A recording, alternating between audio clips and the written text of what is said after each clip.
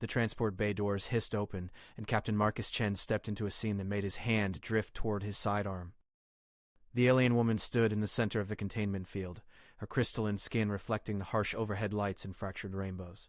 She was trembling, crying.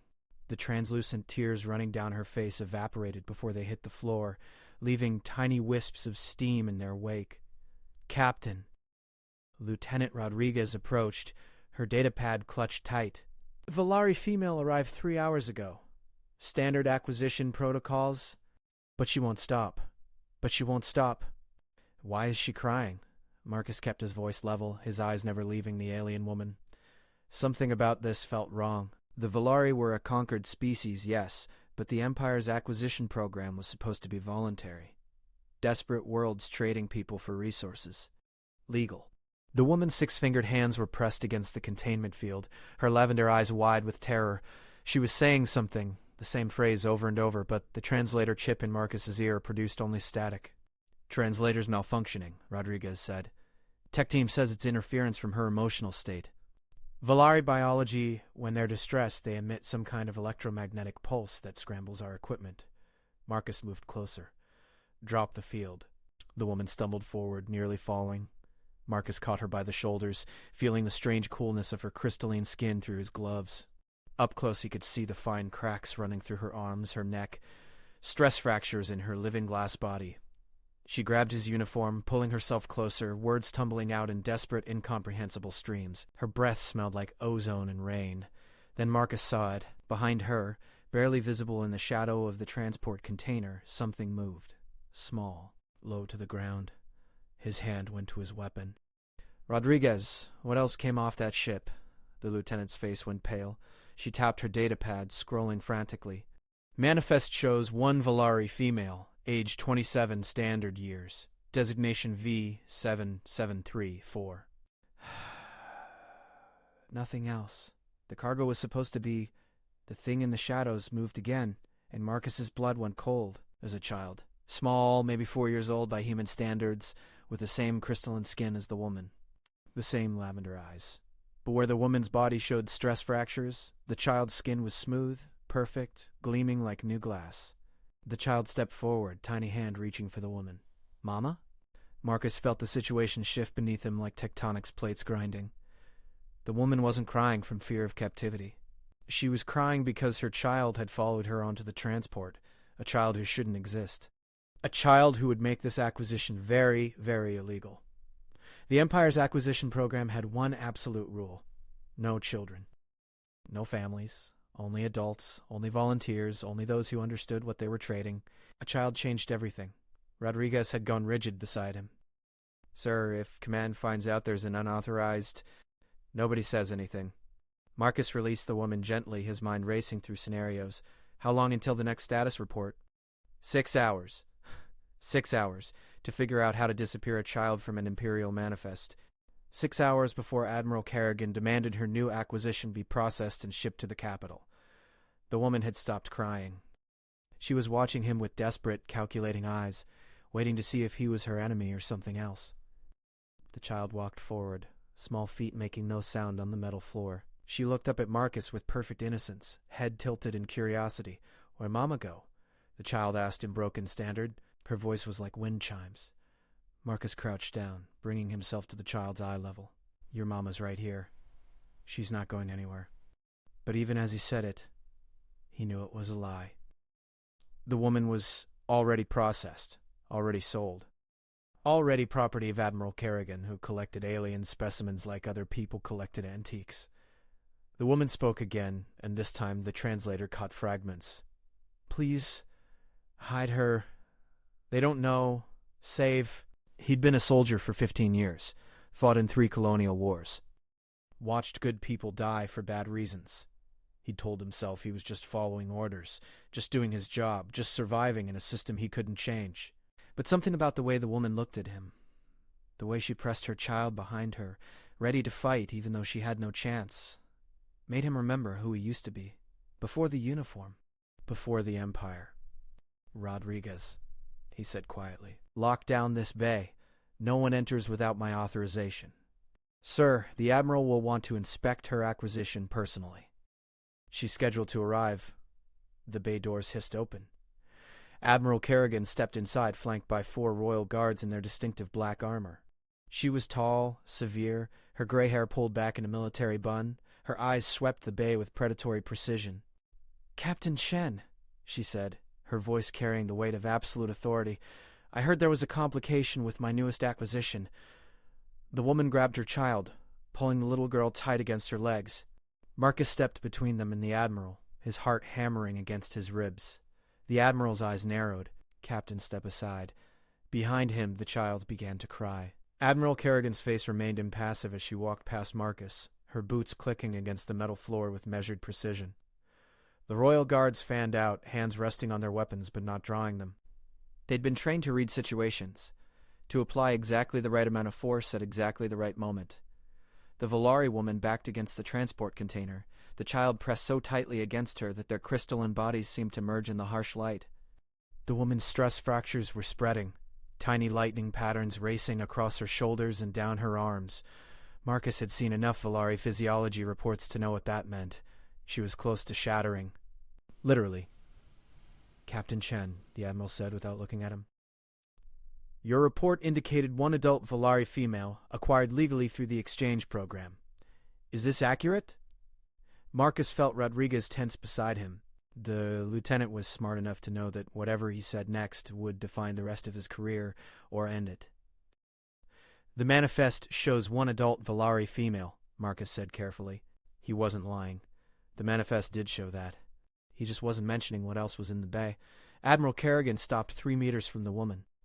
"Then perhaps you can explain why there appears to be a child present." One of the royal guards shifted slightly, hand moving incrementally closer to his weapon. Marcus recognized the stance, ready position, prepared for the woman to do something desperate. And desperate beings were always the most dangerous.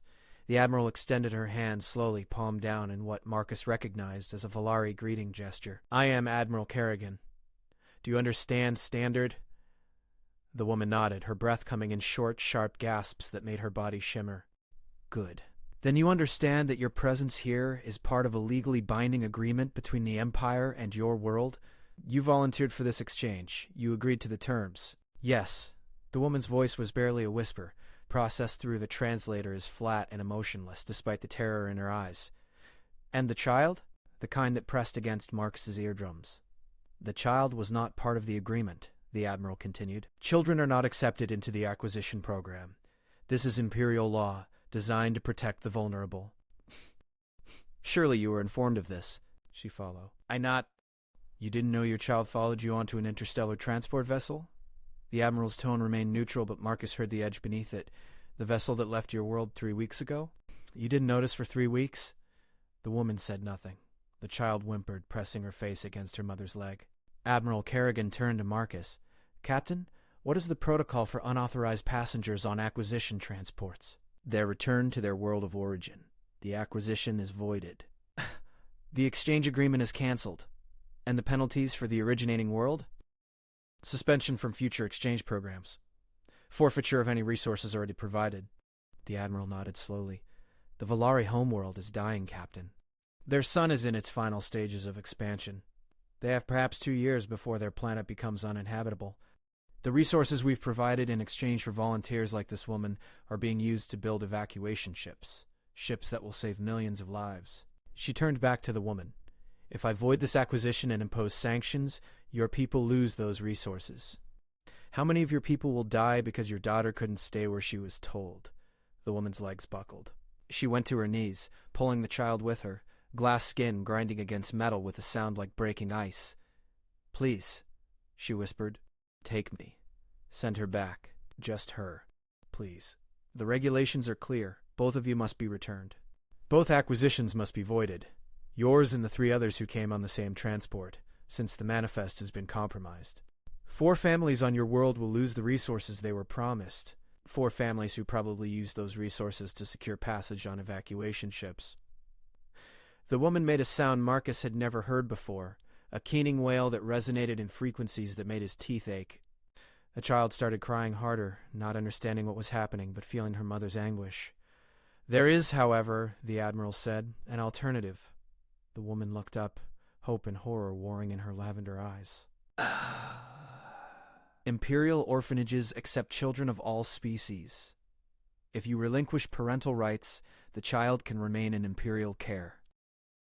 You proceed with your acquisition as planned. The exchange agreement remains valid. Your people keep their resources. No. The word came out sharp. Definitive. No. She stay with me. The acquisition program doesn't accept children. I go back. With her... Admiral Kerrigan clasped her hands behind her back.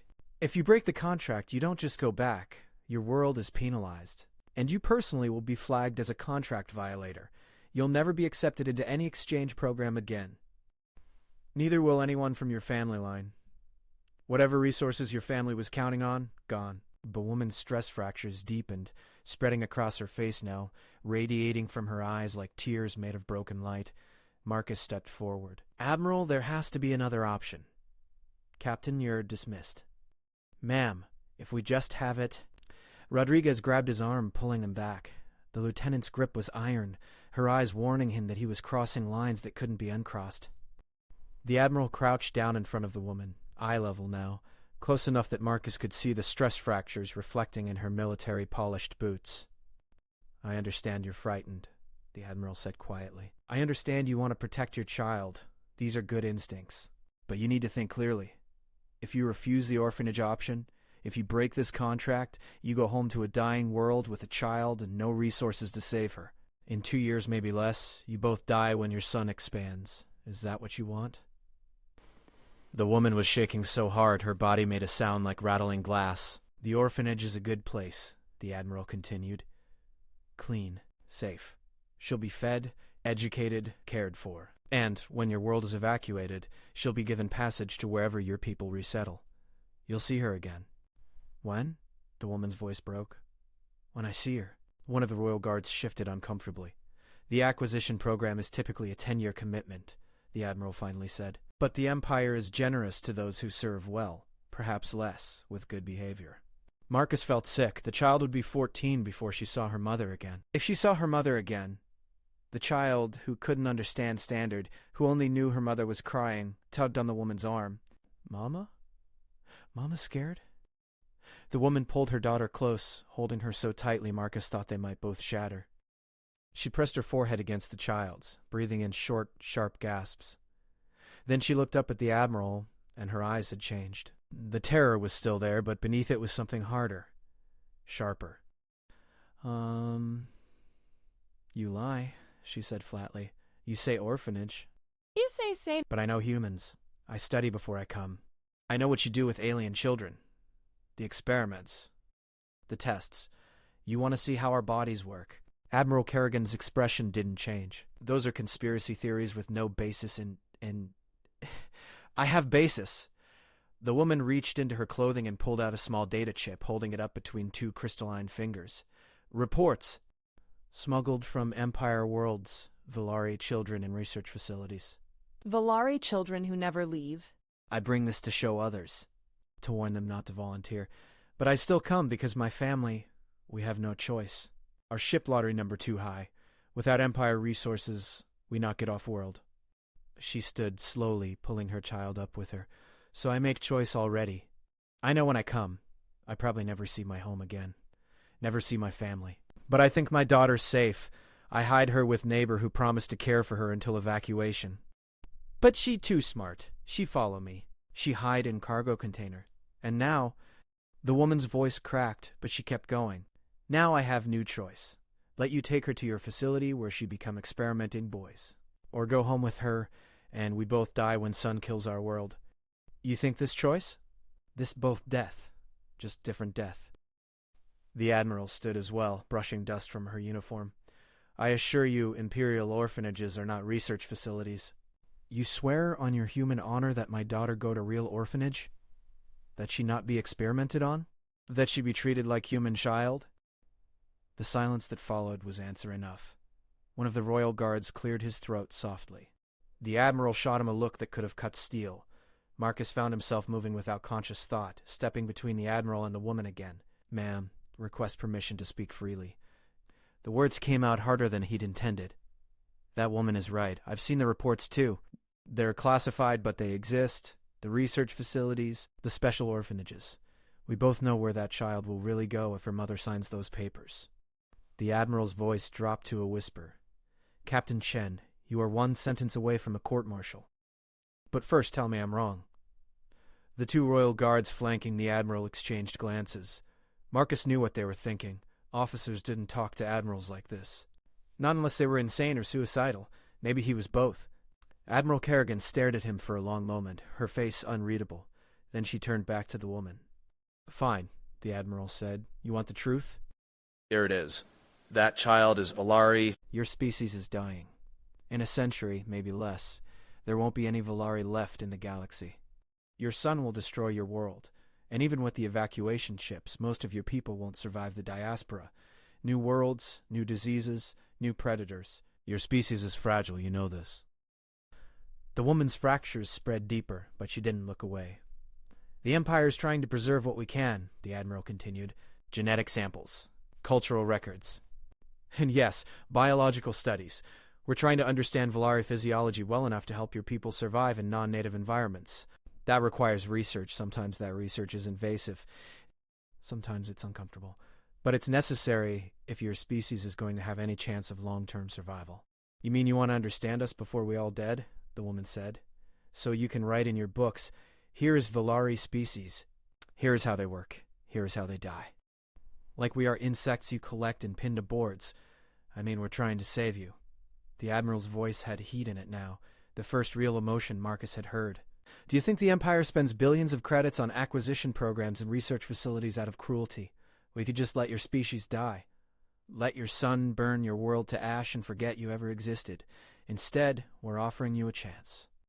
Resources. Knowledge. Survival. At what cost? The woman's voice was quiet now, all the fight draining out of her. What good is species survival if we lose everything that make us who we are? If our children grow up in your facilities, studied like animals, never knowing their own culture, their own people, you save the body but kill the spirit. Is that survival? Mama crying again. Why Mama always crying? The woman looked down at her daughter, and something in her face broke. Admiral, Marcus heard himself say, there's another option. Let me take responsibility for the child. Personal custody. I'll ensure she's cared for, educated, kept safe. No research facilities, no experiments. Just a normal childhood. Rodriguez made a strangled sound. The royal guards both turned to stare at him. Admiral Kerrigan raised one eyebrow. Captain, you're a military officer on active duty. You have no legal authority to take custody of an alien minor. And even if you did, the regulations specifically prohibit. The bay doors hissed open again. Everyone froze. The woman who entered was tall, regal, and entirely wrong.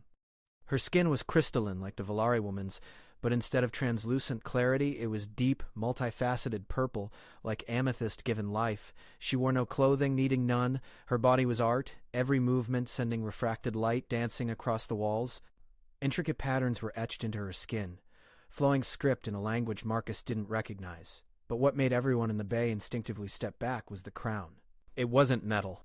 It was grown from her own crystalline flesh, rising from her skull in elaborate geometric patterns that seemed to shift and reform as she moved. Each point of the crown held a tiny light, like captured stars. The Valari woman gasped and immediately dropped to her knees, pressing her forehead to the floor. The child, confused but mimicking her mother, did the same. Queen Lasara, the woman whispered into the floor. Forgive me. I did not know. I did not expect rise. The Queen's voice was like music, each word a perfectly pitched note. The translator chip in Marcus's ear struggled to process it, adding strange harmonics to the standard words. The woman stood on shaking legs, keeping her eyes down. The child peeked up, staring at the crown with wide, wondering eyes. Admiral Kerrigan recovered first, straightening to attention. Your Majesty, I wasn't informed you'd be arriving. If I had known. I've been here for several hours, the Queen said, moving into the bay with liquid grace. Observing, listening, waiting to see how humans would resolve this situation. She walked past the Admiral, past the royal guards, past Marcus, and stopped in front of the trembling woman and her child. You brought the data chip. the Queen said. "The reports of the research facilities. And you came anyway, knowing what might happen to you, because your family needed the resources." Another nod. The Queen knelt down, bringing herself to the child's level. Up close, Marcus could see that her amethyst skin contained depths, layers upon layers of crystalline structure that seemed to go on forever, like looking into an infinite tunnel of purple light. "What is your name, little one?" the Queen asked. The child pressed against her mother's legs, but answered in a tiny voice. "Kira. Kira." The Queen smiled, and her face transformed, becoming something warm and radiant. "Do you know who I am?" "Queen. Mama says queens are chosen by the light, that they protect all Valeri everywhere. Your mama is very wise." The Queen touched the child's cheek gently. "Tell me, Kira, are you afraid?" The child thought about this seriously. "Mama's afraid." "So I'm afraid too. That's honest. I appreciate honesty." The Queen stood, turning to face the Admiral. "Admiral Kerrigan, I am invoking my rights under the Sovereign Species Protection Act. This child is Valari. I am the current reigning queen of the Valari people. Under interstellar law, I have the right to claim any Valari child into my personal custody, superseding all other claims." The Admiral's face went carefully neutral. "Your Majesty, with respect, the Sovereign Species Protection Act applies to endangered species with recognized monarchies. The Valari governmental structure is classified as Tribal Confederacy, I know." The Queen's voice remained pleasant, but something underneath it made the temperature in the bay seem to drop. But in times of existential crisis, the Confederacy can vote to establish a royal line. They did so 4 months ago. I was chosen by unanimous vote of all tribal leaders. The Empire was notified, the paperwork was filed. Unless you'd like to challenge the legitimacy of my claim, in which case we can involve the Interstellar Court, and I'm sure they'd be very interested in examining the Empire's acquisition programs in detail. Then she inclined her head slightly. "Of course, Your Majesty. If you have the proper documentation, it's already in your system. Has been for 3 months. Someone simply failed to update the acquisition protocols." The Queen's smile was sharp enough to cut. "An oversight, I'm sure." Marcus felt something shift in his chest. The Queen had been planning this, waiting for exactly this situation, using it to establish protections that would shield other Valari children from the acquisition system. One of the royal guards stepped forward. "Your Majesty, if I may, protocol requires that we verify." The guard stopped mid-sentence, his hand flying to his helmet. Marcus saw the man's body go rigid, then slowly relax. When the guard lowered his hand, his voice had changed. Softer, almost odd. "Verification complete," the guard said. "Queen Lysara of the Valari people. Sovereign rights confirmed under interstellar law. All Imperial personnel are required to recognize and respect her authority over Valari citizens." "Very well. The child is yours, Your Majesty, not just the child." The Queen turned to the woman. "You volunteered for the acquisition program, yes?" My family needed. I know what your family needed, and I know why you came, even knowing the risks. You're brave. Perhaps foolish, but brave." The Queen pulled out a small device from somewhere Marcus couldn't see. Space seemed to fold around her hands. "This contains authorization for resource allocation to your family. Enough to secure passage on the first evacuation ships. And I'm adding a personal bonus, a dwelling unit in the new colony we're establishing on Ceres Prime. Your family won't need to enter the lottery. They're guaranteed a place." The woman's fractures began to heal, tiny lines of light sealing the cracks in her crystalline skin. I don't understand." "Why would you? That's the kind of courage the Valari will need to survive what's coming." The Queen placed the device in the woman's hand. "Go home. Be with your family. Raise your daughter on a new world under a new sun." Tears streamed down the woman's face, evaporating before they fell. She pressed her forehead to the Queen's hand, trembling with relief and gratitude. The Queen turned to Admiral Kerrigan. "The acquisition agreement is voided, but I'm authorizing equivalent resource allocation from the Royal Treasury. No penalties for the homeworld. No flags on this woman's record. She goes home with full honors." "That's generous, Your Majesty." "It's necessary." The Queen's voice hardened.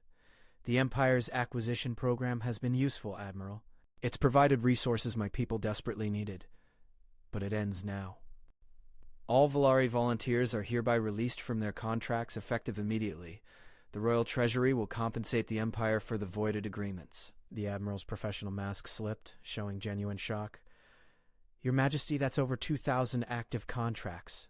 The compensation costs would be astronomical, yes. Good thing the Valari homeworld is rich in quantum crystals. I'm sure the Empire will accept those as payment. The Queen's smile was pleasant and utterly ruthless. After all, you've been trying to negotiate mining rights for years. Consider this a trade. You get the crystals you want. I get my people back. Everyone wins. Marcus watched the Admiral's face cycle through several emotions before settling on cold calculation. The quantum crystals alone would be worth more than a decade of acquisition contracts. It was a brilliant move. The Queen was offering something the Empire wanted more than Valari slaves, making it impossible to refuse. I'll need to discuss this with... I've already sent them the proposal. They have 72 hours to respond. If they refuse, I'll pull all Valari cooperation from Empire projects, revoke all mining agreements, and file a formal complaint with the Interstellar Court regarding the research facilities you've been operating. The Queen pulled out another device, and a holographic display sprang to life in the center of the bay. Images filled the air, Valari children in sterile white rooms, restrained on examination tables, connected to monitoring equipment that pulsed with ugly red lights. Some of the children were unconscious, some were crying. All of them looked terrified. These images were taken from Imperial facilities over the last 3 years, the Queen said quietly. Facilities that were supposed to be conducting cultural preservation and non-invasive biological studies. I have testimonies from the children who survived. I have documentation of experiments that violated 17 different interstellar treaties, and I have enough evidence to bring criminal charges against at least a dozen high-ranking Imperial officials. The bay was silent, except for the soft hum of the holographic display. So here's what's going to happen, the Queen continued. The Empire is going to accept my generous trade offer. All Valari currently in acquisition programs will be released and returned home. All research facilities containing Valari subjects will be shut down, and those subjects will be returned to my custody. The Empire will issue a formal apology and agree to external oversight of all future xenobiological research programs. Admiral Kerrigan's voice was ice. And if the Empire refuses, then these images get sent to every news network in known space. The Interstellar Court gets a formal complaint backed by genetic evidence and survivor testimony, and the Valari people will ensure that every other species in the acquisition program learns exactly what the Empire does with their volunteers. The Queen gestured and the holographic display vanished, but I don't think the Empire will refuse. Because the Empire is pragmatic. And right now I'm offering you a solution that saves face, provides valuable resources, and avoids a scandal that could destabilize your entire colonial structure. You just have to be smart enough to take it. The Admiral looked like she wanted to argue, but one of the royal guards touched her arm lightly. The gesture was subtle, but the meaning was clear. This wasn't a fight she could win. I'll relay your proposal to the High Council, the Admiral said stiffly. Good. You have 72 hours. The Queen turned back to the woman and her child. Come. I have a ship waiting. We'll have you home within the week. The woman gathered her daughter in her arms, holding her tight.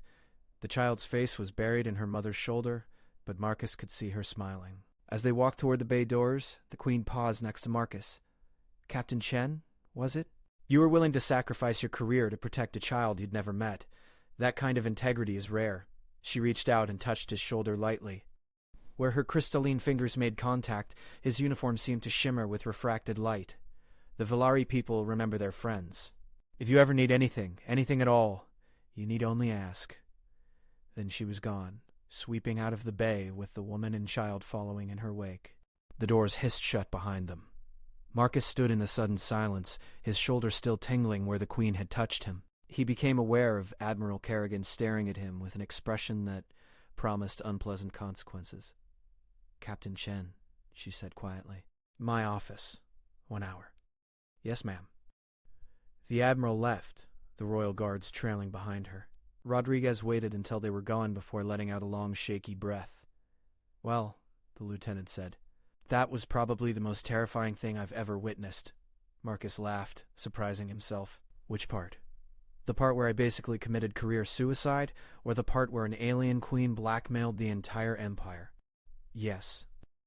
They stood there for a moment, alone in the empty bay. Marcus could still see the faint outline where the woman had knelt, where her daughter had pressed against her legs. A family, torn apart by desperation and bureaucracy, saved by a queen who refused to let her people be sacrificed for politics. You know you're completely screwed, right? Rodriguez said. The Admiral's going to destroy you for that stunt. Probably. Was it worth it? He thought about the woman's fractures healing, hope replacing despair. Yeah, he said. It was worth it. His communicator buzzed. A message from an unknown source. He opened it and found a single line of text. The High Council has accepted the Queen's proposal. All Volari are going home. Marcus smiled. Somewhere out there, 2,000 people were about to get the news that would change their lives. 2,000 people who'd thought they'd never see their families again, who'd resigned themselves to years of servitude, who'd given up everything for survival. They were going home. And maybe, just maybe, the Empire had learned something about the price of treating people like property. Rodriguez read the message over his shoulder. Looks like the Queen pulled it off. She actually pulled it off, Marcus said. She just needed the Empire to think they had a choice. Think she'll really shut down the research facilities? If she has evidence like she claimed? Absolutely. The Queen doesn't bluff. His communicator buzzed again. Another message, this one with an attachment. A job offer. From the Volari Royal Court. Position, human liaison and cultural advisor. Salary, absurd. Benefits, comprehensive. Start date, immediately. In case the Admiral makes good on her threats, the message read, You'll always have a place with us. Marcus stared at the offer, emotions warring in his chest. Part of him wanted to accept immediately, to escape the Empire's bureaucracy and politics. But another part, the part that had spent 15 years in uniform, that had fought and bled for something he'd believed in, that part wasn't ready to give up yet. Maybe the Empire could change. Maybe one captain standing up to an admiral, one queen refusing to sacrifice her people. Maybe that could be the start of something better. Or maybe he was just naive. The bay doors opened, and a technician stuck his head in. Captain, the Admiral's waiting for you. She says if you're not in her office in 5 minutes, she's sending security. On my way. Marcus straightened his uniform, deleted the job offer from his communicator, and walked toward whatever consequences were waiting. Behind him, Rodriguez called out, Sir? For what it's worth, you did the right thing. He turned back, giving her a small smile. Thanks, Lieutenant. Let's see if the Empire agrees. But as he walked through the corridors toward the Admiral's office, past soldiers and technicians going about their duties, Marcus felt something he hadn't felt in a long time. Hope. Because somewhere out there, a little girl named Kira was going home. And that mattered. That would always matter, no matter what happened next.